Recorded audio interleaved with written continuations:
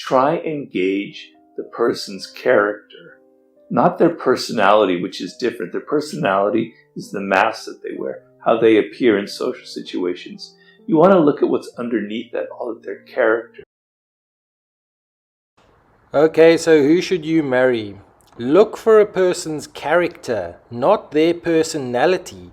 Listen again, not their personality. Their personality is what they put on in social circumstances, social settings. Often this is fake. You often hear people say that person had such a great personality. Don't look for personality, look for character. Try and find out who they actually are. What are the qualities that you want to find in somebody that could be like a lifelong partner for you? It's an extremely great question. It also really much depends on the individual and who you are, and there's never one answer for everyone. When we first get interested in someone, when we first fall for someone, it can often be a bit deceptive. We're charmed by their personality, by their looks, by their appearance, by how certain things that are in essence a little bit superficial. And when you first meet somebody, they're not laying all their cards on the table. They're trying very hard to impress you, to please you. So all the other aspects of their personality that they may be a little bit ashamed of, but that aren't so great, they're working hard to disguise it. So you're kind of lured into getting into a relationship with this person, but you don't really know who they are. You don't really know their secrets, their shadow side.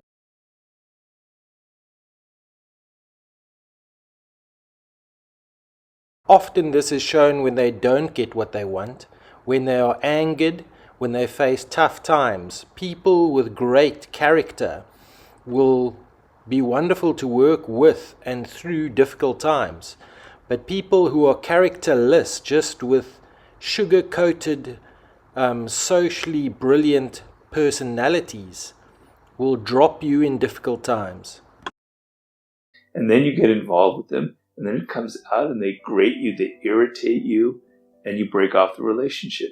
So you have to be able, if you are in that situation where you're looking for a long-term relationship, to look below the surface, to try and gauge the person's character, not their personality, which is different. Their personality is the mask that they wear, how they appear in social situations. You want to look at what's underneath that, all of their character, and how strong they are, whether they're a person who shares your basic values about life. So this is incredibly important. The basis for any good relationship is that your fundamental beliefs are the same. And this starts with Christian beliefs. So here's a topical Bible.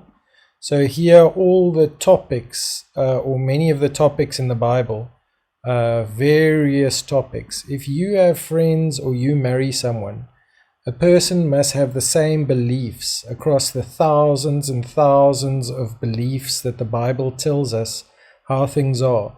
If you have a different belief system on what love is, on what purity is, on how children should be raised, it is chaos. This is the first thing you must do before you choose to marry someone. Look here, what the Bible says about a healthy marriage. All these beliefs must be the same.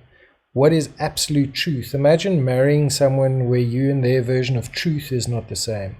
What the Bible says about arguing. Imagine marrying someone you don't agree with how you should argue. What the Bible says about what bad children is. Imagine marrying and you don't agree on that. You cannot marry people when you don't agree on life's most important topics. Thousands and thousands of biblical topics. To look below the surface, to try and gauge the person's character, not their personality, which is different. Their personality is the mask that they wear, how they appear in social situations. You want to look at what's underneath that, all of their character, and how strong they are, whether they're a person who shares your basic values about life. A very important quality is, can this person take criticism at all, right? So if you're in a relationship for several years, inevitably there are going to be things that grate on you, and you're going to want to tell them what you don't like. And there are people out there that can't take any kind of criticism, the slightest put down, and they explode, they get outraged, and they get almost violent sometimes. So this is very important. There are actually three types of people that can't handle conflict. Obviously, the first people that scream and shout, but then you also get people that are self-righteous, that sit and are silent and don't talk, and they seem to feel that they're being wronged, and they don't sort out problems. It's called, those people you can say is self-righteousness of sullenness, people that don't, that shut down. So they're the screamers, and then those that are just shut down. And then there's another group, people that just want to sweep it under the carpet and keep everything happy and light. You will never sort out the problems of life by either screaming and shouting, or shutting down and giving silent treatment, or a carpet sweeper that sweeps everything under the carpet and just wants everything to be happy and light. Because at the end of the day, you have to sort out these problems. A very important quality is, can this person take criticism at all, right? So if you're in a relationship for several years, inevitably there are going to be things that grate on you, and you're going to want to tell them what you don't like. And there are people out there that can't take any kind of criticism. You can't be in a relationship if it's someone that you can't criticize or tell that this is behavior that bothers you, right?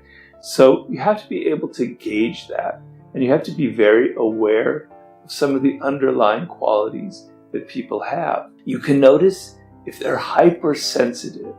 If you ever say the slightest thing that's actually quite simple and basic, but they take offense at it, they take offense too easily, that should be a sign of, can't be with that person for very long because they're going to be offended constantly, and I won't be able to tell them what I truly feel, right? Okay, so we can look at some major danger signs, because at the end of the day, relationships end not because of the good times, they end because people cannot sort out the problems. So first at the top, on the left-hand side, if peace comes at the cost of your needs, your voice, or your feelings, is it really peace or is it silence? And then the middle one, emotional abuse looks like this, the silent treatment.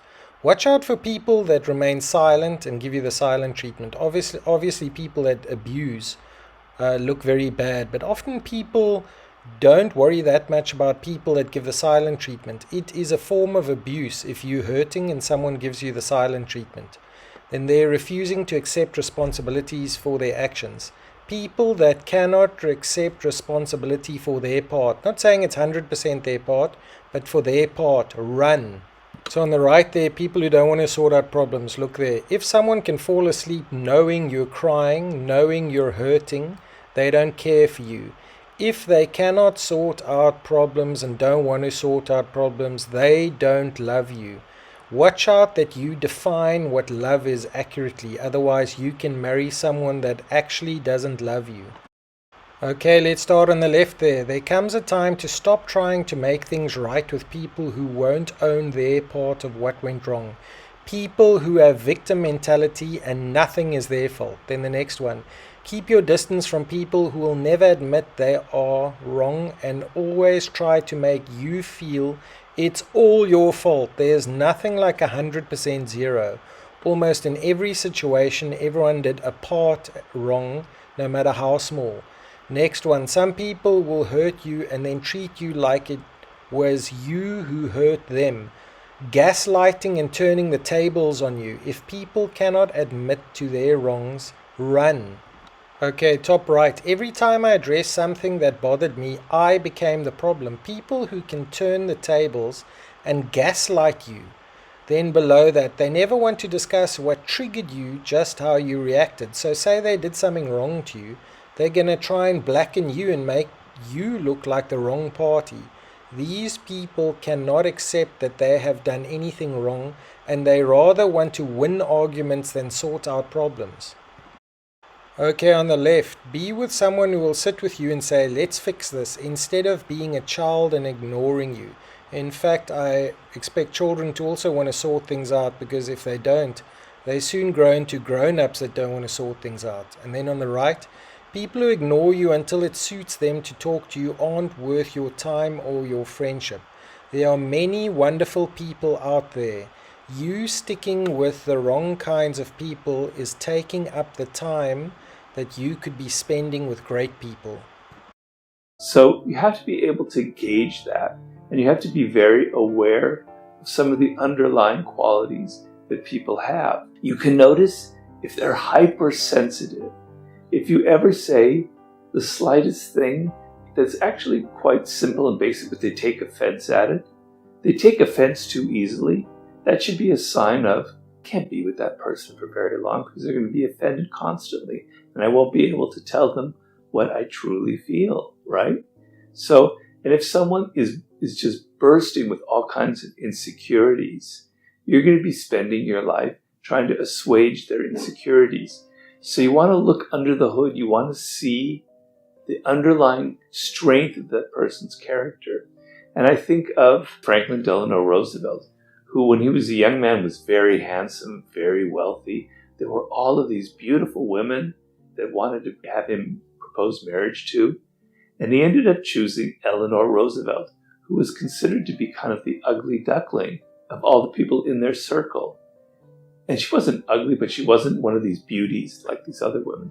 He chose her because of her character, because she was strong, because she was intelligent, and because he could imagine, and this is a very important thing, he could imagine having a conversation with her 10 years down the line and not being bored. So this is something that I think is really important, is superficial things, the sexual attraction, which isn't totally superficial, but can be, the kind of things that grab you initially, aren't necessarily the things that are going to last over the course of years. And you want to be able to think, can I talk to them about subjects that interest me? Are they able to surprise me? Or have I heard all of their ideas at the end of 2 days? Do they keep repeating the same stories over and over again? Am I bored? Or can I imagine talking to this person at the breakfast table in 10 years and still being interested in them? So this is a massive one. I think boredom in relationships is huge. I mean, you look at the divorce rate of people that are really not that excited about their marriages. Obviously, they started excited. What happened? So obviously, except for the downside of cheating or below zero, people are just negligent and lazy in marriages. I mean, I wouldn't even entrust my dog to them. You can hardly get them to do one exciting thing a day in their marriages or relationships. Everything's the same old, same old. The basic fact is a lot of people do not work to make their lives or their relationships exciting. They're not reading new things, learning new things, going to new places. They don't even have goals like that, to read one new thing a day, learn one new thing a day. So your debating life is so boring as well. They don't have a goal to go to one new place a day, see something interesting once a day. So imagine being married to someone like that for 10, 20 years. I think also another mentality that works well is to assume that your worst day in marriage will be your marriage day. And then from there you have to work to make it better. You say, that will be my worst day, I'm going to work to make it better. Or the law-giving policy where I think some countries assume people are guilty before proven innocent. Some countries it's guilty or innocent before proven guilty. So if you take your marriage is going to fail, if you have that mentality, my marriage is going to fail if I don't do something every day and work at it every day and do new exciting things. Take that compared to the other mentality, my marriage is a success, so I don't think I have to do much. That creates complacency. So it's a success, I don't have to do much. Instead of the mentality of, let's rather assume things are going to go downhill, we have to be proactive.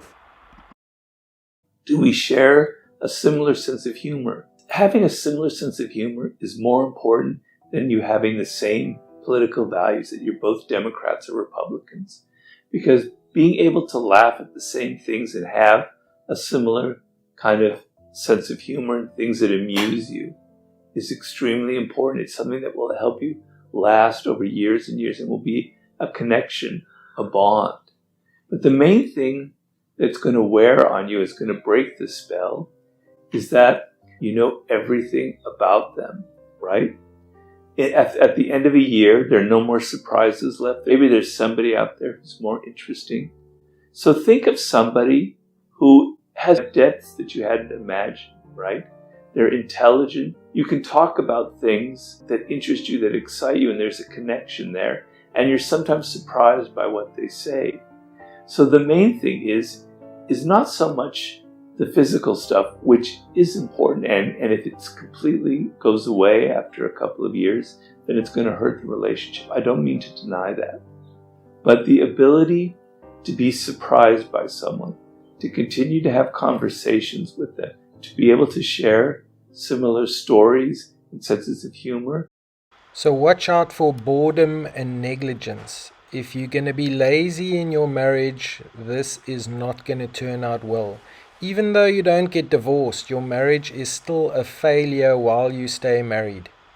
So to summarize, I think having a mentality that your wedding day is going to be your worst day in marriage, and from that you're going to build, that really creates someone that's proactive. And also the mentality that my marriage is a success. It will have to be some other crazy event like cheating that destroys it. This is not a good mindset. This is a negligent mindset. This is a lazy mindset. Rather assume your marriage is going to fail and you have to do amazing stuff every day. Those people do not realize that most marriages slide. They're not destroyed by one event. They slide into the oblivion of boredom and neglect. So first work on yourself, each partner, to learn something new a day, to grow, to develop, to first develop a rich culture of debating and great conversation combined with activities. And what do they say romance is? Romance is a combination of newness and excitement. So new activities combined with, they're also going to be exciting activities. You know everything about them, right? At the end of a year, there are no more surprises left. Maybe there's somebody out there who's more interesting. So think of somebody who has depths that you hadn't imagined, right? They're intelligent. You can talk about things that interest you, that excite you, and there's a connection there. And you're sometimes surprised by what they say. So there are certain essential values that you have that mark you as an individual, whether it's your love of animals, whether it's your love of outer space, and I don't care what it is, things that excite you. If the other person doesn't share that at all, it's going to be really hard to maintain an interest in them over a long period of time. So these are the things that I think that are extremely important to go into a long-term relationship.